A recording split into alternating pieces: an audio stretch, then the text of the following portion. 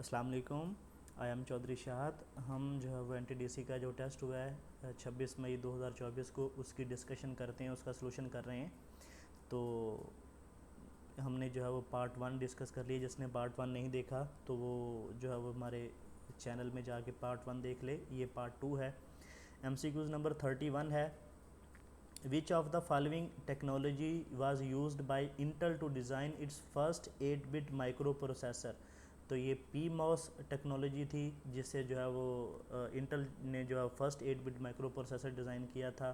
MCQs number 32 है। If Z is equal to 3 + 4J is a complex number then Z की magnitude. तो ये आपको पता है कि जब किसी भी कम्प्लेक्स नंबर की हम मैग्नीट्यूड कैसे लेते हैं कि उसके जो है वो रियल पार्ट का स्क्वायर प्लस उसके इमेजिनरी पार्ट का स्क्वायर, उसका स्क्वायर रूट। तो 3 का स्क्वायर 9 हो जाएगा, 4 का स्क्वायर 16 हो जाएगा, 9 + 16 25 और 25 का स्क्वायर रूट क्या आएगा 5। आंसर आपका आ जाएगा ऑप्शन डी। MCQ नंबर 33 है। When two vectors are perpendicular their dot product is. तो आपको पता है कि डॉट प्रोडक्ट किसके बराबर होता है, A.B is equal to AB cos theta. तो दोनों परपेंडिकुलर है, मतलब 90 डिग्री है एंगल, तो cos 90 0 होता है। तो इसका मतलब है कि जो आउटपुट हो, मतलब एक जब दोनों परपेंडिकुलर वेक्टर होंगे, जब उसका डॉट प्रोडक्ट लेंगे तो आपका जो आंसर आएगा वो 0 आएगा। MCQ नंबर 34 है। The electric field intensity is defined as the force experienced by a unit positive test charge. तो इसको हम इलेक्ट्रिक फील्ड इंटेंसिटी कहते हैं। बेसिकली इलेक्ट्रिक फील्ड क्या होता है कि जब भी कोई स्टेशनरी चार्ज होता है तो उसके अक्रॉस इलेक्ट्रिक फील्ड होता है, तो जो उस पर फोर्स लग रही होती है उस फील्ड की वजह से, उसको हम इलेक्ट्रिक फील्ड इंटेंसिटी बोलते हैं। MCQ नंबर 35 है कि the symbol below shown that. ये बेसिकली IGFET का सिंबल है। तो यहाँ पे बेसिकली हम जो साइन है आउटफ्लो का साइन होता है ये सोर्स का, तो यहाँ से होता है। अगर ये साइन आउटफ्लो बाहर को हो तो ये P चैनल है, और अगर ये जो साइन है वो इनसाइड हो तो ये आपका N चैनल IGFET है। देन MCQs नंबर 36 है। Which of the following can not easily B fabricated into IC। तो ये आपका इंडक्टर होता है। उसकी रीज़न क्या होती है कि इंडक्टर के लिए आपको एक कॉयल वाइंड करनी पड़ती है, और कॉयल का जो है वो साइज़ बहुत ज़्यादा होता है। चाहे आपने जो है वो उसकी हेनरी बहुत छोटी भी हो, उसकी वैल्यू बहुत कम भी हो, तो फिर भी आपको जो वो कॉयल के कुछ ना कुछ टर्न्स रखने पड़ते हैं। तो इस वजह से जो इंडक्टर है इसको IC में फैब्रिकेट करना कैपेसिटर की बनिस्बत मुश्किल होता है। देन MCQs नंबर 37 है। Consider the input and output signal of amplifier shown below. तो ये बेसिकली सिंपल इसमें जो है वो 180 डिग्री का फेज शिफ्ट है कि ऑप्शन बी इसका आंसर है। The input and output are out of phase by 180 degree. अगर यहाँ पे एंगल भी होता तो वो भी आपको सामने आ जाना था। 38 नंबर MCQs है। A light wave form of 1 GHz frequency has wavelength. तो ये बेसिकली वेवलेंथ का जो है वो फार्मूला होता है कि लैम्डा इज इक्वल टू C/फ्रीक्वेंसी। तो C लाइट की आपको पता है वैल्यू 3 × 10⁸ तो यहाँ पे GHz 10⁹ तो 3 × 10⁸ 10⁹ जब आप करेंगे तो आपका जो आंसर बनेगा वो 0.3 मीटर बनेगा। 39 नंबर MCQs है। Which of the following is a correct sequence of operation in micro processor. तो ये आपके जो सीक्वेंस होती हैं, सबसे पहले वो ऑप कोड फेच करता है जो भी आपने उसमें दी होती है, मेमोरी रीड करता है, मेमोरी राइट करता है, इनपुट आउटपुट रीड करता है और इनपुट आउटपुट राइट करता है। तो ये आपके सीक्वेंस होते हैं। Then the expression 1/j equals to, ये जो बेसिकली कम्प्लेक्स नंबर है, तो हमें पता है कि हम जो है डिनोमिनेटर में जो है वो कम्प्लेक्स वैल्यू नहीं रखते, तो हम यहाँ पे क्या करेंगे, सिंपल j से नीचे भी मल्टीप्लाई कर देंगे, ऊपर भी मल्टीप्लाई कर देंगे, तो नीचे बन जाएगा j²। तो j² की वैल्यू क्या होती है -1, तो -1 जो है वो ऊपर चला जाएगा माइनस, और -j आपका जो है वो आंसर बन जाएगा बी ऑप्शन। 41 है। इलेक्ट्रिक फ्लक्स डेंसिटी का डेफिनेशन क्या होती है, electric flux per unit area perpendicular to direction of electric field is called electric flux density. Then 42 है। The most popular type of IC are called. ये monolithic जो IC होती हैं ये मोस्ट पॉपुलर IC हैं। 43 है IC are generally made up of, ये silicon से बनी होती हैं। उसकी रीज़न क्या होती है कि IC में हम सिलिकॉन से क्यों बनाते हैं कि इसका जो बेसिकली लीकेज करंट है वो जर्मेनियम से कम होता है, तो इसलिए हम जो है वो IC जितनी भी होती है ये सारी सिलिकॉन से फैब्रिकेट होती है। MCQ नंबर 44 है the system has voltage gain 40 dB, find the applied voltage if the output voltage is 10। तो ये बेसिकली इसका फार्मूला होता है voltage gain is equal to output voltage over input voltage. तो यहाँ पे हमने इनपुट वोल्टेज निकालने हैं, तो यहाँ पे इनपुट वोल्टेज इधर चले जाएंगे, वोल्टेज गेन आ जाएगा, आउटपुट वोल्टेज आपके 10 हैं, तो यहाँ पे बेसिकली आपकी वोल्टेज गेन 100 होना चाहिए था। तो ये अगर फिर इसका जो आंसर है वो 0.1 वोल्ट बनता है, तो ये आप ज़रा कमेंट करेंगे कि इसकी स्टेटमेंट गलत है कि यहाँ पे वोल्टेज गेन 100 होगा तो आपका जो आंसर है वो 0.1 वोल्ट आएगा। तो अदरवाइज़ आपका आंसर जो है वो 40 के साथ 0.1 वोल्ट नहीं आएगा, तो इसकी आप क्यूरी सेंड कर सकते हैं। लेकिन अगर इसका आंसर 40 के साथ 0.1 आता है तो आप कमेंट में लाजमी करेक्ट कीजिएगा ताकि हर एक को जो है वो इसका पता चल सके। MCQ नंबर 45 है an output power level of 200 what is 3 dB above what input power level is. तो यहाँ पे जो हम पावर लेवल के लिए फार्मूला इस्तेमाल करते हैं तो voltage gain is equal to log V out over V in होता है। तो V out over V in, तो यहाँ पे जो है इसने आंसर इसका 100 दिया है, तो मेरे ख्याल में इसका भी आंसर जो है वो गलत आ रहा है। यहाँ पे जो आउटपुट पावर लेवल है वो चेंज होना चाहिए, तो ये भी ज़रा आप जो है वो मुझे बताइएगा कि इसका भी आंसर जो है वो ठीक है। तो फार्मूले के साथ जो V gain is equal to log 10 into V out over V in, ये फार्मूला यूज़ होता है इसमें। 46 है the single line diagram does not represent. आपको पता है कि जो सिंगल लाइन डायग्राम होती है उसमें neutral wire of transmission line नहीं होती, उसमें बेसिकली हम रेटिंग भी लिख सकते हैं, जैसे CT के में हम उसकी CT रेशो लिख सकते हैं। Delta connection of transformer winding ये भी उसमें हम शो करते हैं। स्टार कनेक्शन में है तो आपको पता होगा कि डेल्टा बाय स्टार भी हम लिखते हैं जब हम ट्रांसफार्मर किसी सिंगल लाइन डायग्राम में ड्रॉ करते हैं, लेकिन neutral wire of transmission line हम ड्रॉ नहीं करते। 47 नंबर MCQs है the area under the load curve represent. तो जो लोड कर्व हम बेसिकली बनाते हैं कि लोड वर्सेस टाइम होता है, तो उसमें जो इलेक्ट्रिकल एनर्जी जितनी कंज्यूम हो रही होती है वो, या जिसको हम एवरेज लोड जो है वो सिस्टम में होता है, electrical energy consume basically time आ गया ना इसमें, तो यहाँ पे वो आएगा कि जो एरिया उसका होगा उसमें इलेक्ट्रिकल एनर्जी कंज्यूम होएगा। अब उसने एरिया यहाँ पे बोला है, तो एरिया की वजह से हम इलेक्ट्रिकल एनर्जी कंज्यूम करते हैं। अगर सिंपल वो लोड करो बोलता तो एवरेज लोड भी हो सकता था। 48 है what is a main type of distribution system in Pakistan. तो आपको पता है कि जो पाकिस्तान में फीडर यूज़ होते हैं वो रेडियल यूज़ होते हैं। रेडियल फीडर कौन सा होता है कि जिसकी एक इनपुट होती है और उस पर जो है वो आउटपुट पे हम उसकी ब्रांचेस देते जाते हैं और अब लोड जो है वो डिस्ट्रीब्यूट करते जाते हैं। लेकिन जो रिंग मेन सिस्टम होता है उसमें जो इनपुट सोर्स होते हैं वो मल्टीपल होते हैं, 2 भी हो सकते हैं, 3 भी हो सकते हैं। तो पाकिस्तान में जो सिस्टम यूज़ हो रहा है वो रेडियल यूज़ हो रहा है, लेकिन जो है वो मोस्ट रिलायबल सिस्टम कौन सा है, वो रिंग सिस्टम है।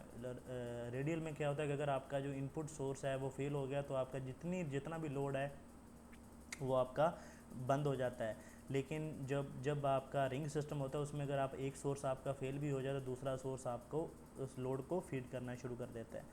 MCQ नंबर 49 है which component connects the substation to the area where power is to be distributed. तो ये आपके फीडर होते हैं जो कि बेसिकली आपके लोड को डिस्ट्रीब्यूट करते हैं, और जो सर्विस मेन होता है वो आपके लोड को कनेक्ट करता है। 50 नंबर MCQs है what is the main reason of are using a high voltage for long distance transmission line. तो हम आपको पता है कि हाई वोल्टेज ट्रांसमिशन लाइन क्यों यूज़ करते हैं, ताकि जो हमारे ट्रांसमिशन लाइन है, ट्रांसमिशन लाइन के लॉसेस हैं वो कम से कम हो। जब हम वोल्टेज ट्रांसमिशन लाइन के वोल्टेज को स्टेप अप करते हैं तो उसका जो करंट है वो डिक्रीज़ हो जाता है, तो उस वजह से उसके I2R लॉसेस जो होते हैं वो मिनिमम हो जाते हैं, तो जिसकी वजह से हमारे जो ट्रांसमिशन लॉसेस हैं वो कम हो जाते हैं। MCQ नंबर 51 है on slack bus dash and dash are specified. तो ये सबसे पहले इसका कॉन्सेप्ट लेंगे। जो स्लैक बस होती है ये क्या होती है, हम slack plus bus is use to balance active and reactive power in power system while performing load flow studies. ये हम बेसिकली एक्चुअली सिस्टम में नहीं होती। जब हम सिस्टम की हम स्टडी करते हैं, ये पावर सिस्टम एनालिसिस का क्वेश्चन है कि जब हम सिस्टम की स्टडी करते हैं तो वहाँ पे हम एक्टिव और रिएक्टिव पावर को बैलेंस करने के लिए एक स्लैक बस जो है वो यूज़ करते हैं। और अब क्या होता है कि जो स्लैक बस में स्पेसिफाइड होता है वो होता है वोल्टेज की मैग्नीट्यूड और फेज़ एंगल, लेकिन जो स्लैक बस में अननोन क्वांटिटी होती है वो एक्टिव पावर और रिएक्टिव पावर होती है। ये दोनों एमसीक्यूज आ जाते हैं कि वो कभी पूछ लेता है कि जो नॉट स्पेसिफाइड होते हैं तो नॉट स्पेसिफाइड में एक्टिव और रिएक्टिव पावर आपका आंसर होगा, अगर स्पेसिफाइड में आएगा तो वहाँ पे वोल्टेज मैग्नीट्यूड और फेज़ एंगल होगा। और ये स्लैक बस जो है वो लोड फ्लो स्टडी में यूज़ होती है। इसको जो है वो स्विंग बस भी कहते हैं, ये भी आपने याद रखना, दूसरा नाम इसका स्विंग बस भी है।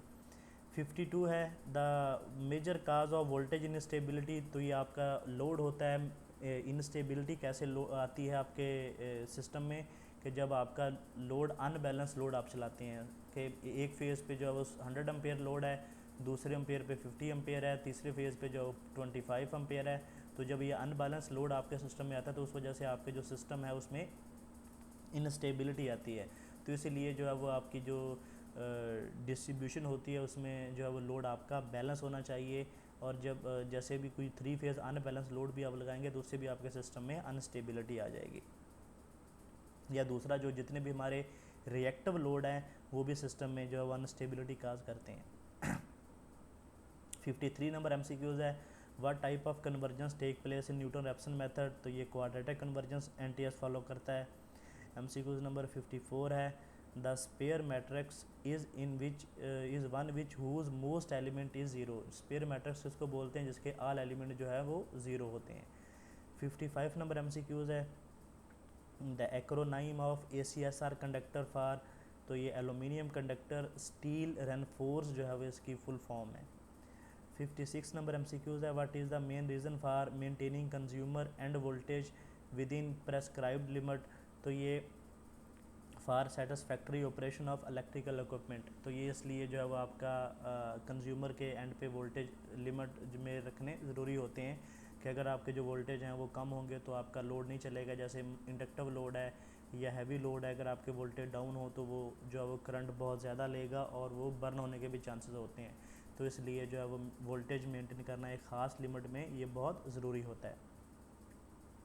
57 नंबर एमसीक्यूज़ हैं, what should you do if the circuit breaker trip repeatedly. अगर आपका जो सर्किट ब्रेकर है वो ट्रिप हो रहा है रिपीटेडली तो consider having the circuit and breaker professionally inspected. तो यहाँ पे हम बेसिकली दोनों चीज़ें उसकी इंस्पेक्ट करेंगे कि क्या हमारे सर्किट में मसला है या हमारा जो है वो सर्किट ब्रेकर ख़राब हो गया है। तो रिपीटेडली ट्रिप हो रहा है, रिपीटेड ट्रिप होने के दो चांसेस हो सकते हैं कि अगर आपके जो सिस्टम में जो फॉल्ट है वो परमानेंट फॉल्ट है, और दूसरा ये भी हो सकता है कि आपका जो सर्किट ब्रेकर है उसके जो होल्डिंग उसका पॉइंट है वो ख़राब हो गया है, और जैसे ही आप उसको करते हैं ऑन करते हैं तो वो होल्ड नहीं करता उसको और वो उसको गिरा देता है।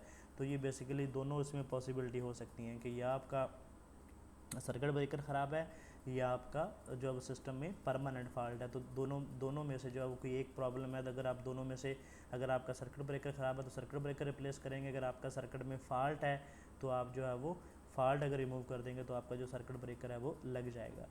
58 है, which of the following equipment are element can reduce Ferranti effect. तो फेरेंटी इफेक्ट बेसिकली क्या होता है कि जिसमें हमारे रिसीविंग एंड के जो वोल्टेज होते हैं वो सेंडिंग एंड वोल्टेज से इंक्रीज़ कर जाते हैं। और ये अक्सर इंटरव्यू में भी पूछा जाता है कि फेरेंटी इफेक्ट क्या होता है, कि जिसमें आपके रिसीविंग एंड के वोल्टेज जो है वो सेंडिंग एंड वोल्टेज से इंक्रीज़ हो जाते हैं। तो इस वजह से जो है वो आपका इस इफ़ेक्ट को फेरेंटी इफेक्ट बोलते हैं। तो ये वोल्टेज इंक्रीज़ क्यों होते हैं कि जब भी आपकी हाई वोल्टेज की ट्रांसमिशन लाइन नो लोड पे जाती हैं या स्मॉल लोड पे जाती हैं तो उसमें कैपेसिटेंस का इफेक्ट बहुत ज़्यादा हो जाता है। तो उस कैपेसिटेंस की वजह से जो आपके वोल्टेज होते हैं वो मैग्नीफाई होते हैं, तो उस वजह से जो आपके वोल्टेज होते हैं वो इंक्रीज़ हो जाते हैं। तो इनको जो है वो लिमिट करने के लिए जो है वो हम जो है वो शंट रिएक्टर यूज़ करते हैं, जिसको करंट लिमिटिंग रिएक्टर बेसिकली नहीं बोलते। यहाँ पे बेसिकली जो लफ्ज़ आना चाहिए करेक्ट इसका वर्ड था वो शंट रिएक्टर या सिर्फ reactor. Current limiting reactor basically हम ये जो सीरीज़ में यूज़ करते हैं तो यहाँ पे बेसिकली आना चाहिए था शंट रिएक्टर। तो शंट रिएक्टर हम यूज़ करते हैं जो कि आपके कैपेसिटेंस के इफेक्ट को निगेट करके आपके वोल्टेज को डाउन करते हैं। तो जो हमारे जब हमारे रिसीविंग एंड के वोल्टेज हैं वो इंक्रीज़ होते हैं तो उससे हमारे इफेक्ट क्या होता है सिस्टम में, तो ओवर फ्लक्सिंग की वजह से जो हमारे ट्रांसफार्मर हैं वो ट्रिप होना शुरू हो जाते हैं। तो इस वजह से हम जो है वो ओवर वोल्टेज होते हैं वो रिसीविंग एंड के, उसको हम बियर नहीं कर सकते। देन MCQ नंबर 67 है, what is the purpose of surge arrester in high voltage system. Surge arrester basically क्या है, जिसको हम लाइटनिंग अरेस्टर भी बोलते हैं, कि ये जो हमारे to protect the equipment from transient voltage surges. तो बेसिकली जो जितनी भी हाई वोल्टेज सर्जेस होती हैं, चाहे वो स्विचिंग की वजह से हों या हैवी लोड के ऑन या ऑफ होने की वजह से हों या आपके लाइटनिंग की वजह से हों, तो ये हम high voltage surge arrester use करते हैं। तो सर्ज अरेस्टर का बेसिकली काम क्या होता है कि जब भी ये नॉर्मल वोल्टेज होते हैं तो सिस्टम में ये फेज़ टू ग्राउंड जो है वो हाई रेजिस्टेंस शो करते हैं, तो इसमें जो करंट पास करता है वो ऑलमोस्ट ज़ीरो होता है। लेकिन जैसे ही वोल्टेज आपके सिस्टम वोल्टेज से इंक्रीज़ करते हैं तो इसकी जो वोल्टेज इनकी जो रेजिस्टेंस होती है वो डिक्रीज़ कर जाती है, जिसकी वजह से क्या होता है कि आपके जो हाई वोल्टेज की वजह से जो करंट होता है वो अर्थ की तरफ जो है फ्लो करता है और आपके इक्विपमेंट को डैमेज नहीं करता। तो यहाँ तक थे हमारा पार्ट नंबर 2। तो जो नेक्स्ट MCQs हम डिस्कस करेंगे वो पार्ट नंबर 3 में करेंगे। अगर कोई MCQs आपको समझ नहीं आया तो आप कमेंट कर सकते हैं, कोई कॉन्सेप्ट जो है वो समझ नहीं आया तो उसको भी कमेंट कर दें, हम उसकी एक सेपरेट वीडियो बना देंगे ताकि आपको जो वो चीज़ें अच्छे से समझ आ सकें। चलिए जी, नेक्स्ट पार्ट में मिलते हैं।